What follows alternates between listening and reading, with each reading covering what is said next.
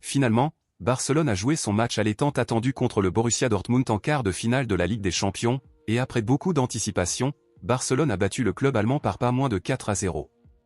De nombreux regards étaient tournés vers Rafinha lors de ce match en raison du comportement récent du joueur, où beaucoup ont affirmé qu'il avait été psychologiquement affecté par le match entre le Brésil et l'Argentine. Cependant, Rafinha a montré qu'il avait tout surmonté et a joué un excellent match contre le Borussia Dortmund. Rafinha a marqué un but et a fourni 2 passes décisives dans ce match, devenant désormais le joueur principal de la Ligue des Champions actuelle, étant désormais le meilleur buteur avec 12 buts et le leader des passes décisives avec 7 passes décisives.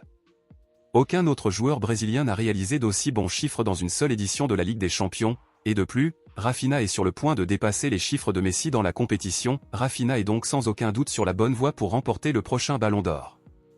Eh bien, malgré la glorieuse victoire, le Borussia Dortmund a déposé aujourd'hui une plainte contre Barcelone demandant que le club catalan soit puni, et la raison serait la participation de l'attaquant Ansu Fati dans les dernières minutes du match. À quelques minutes de la fin du match, Lamine Yamal a demandé à partir et a donné à Ansu Fati l'opportunité de jouer car le joueur n'avait pas été sur le terrain depuis 3 mois. Cependant, le Borussia affirme que le joueur n'aurait pas pu être recruté car Barcelone a enfreint une règle d'irrégularité. Il s'avère qu'Ansu Fati a été inclus et exclu de la liste des joueurs convoqués à plusieurs reprises dans cette Ligue des Champions, où il n'a souvent pas été convoqué, ce qui fait que son inscription risque d'être invalidée, et avec cela, le Borussia prétend que Barcelone a utilisé un joueur de manière irrégulière et devrait être puni.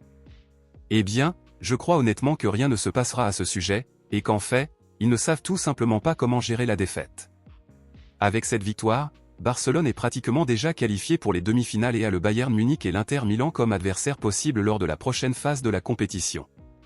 Alors, compte tenu de cela, à votre avis, qui préféreriez-vous comme adversaire de Barcelone en demi-finale de la Ligue des Champions, le Bayern Munich ou l'Inter Milan?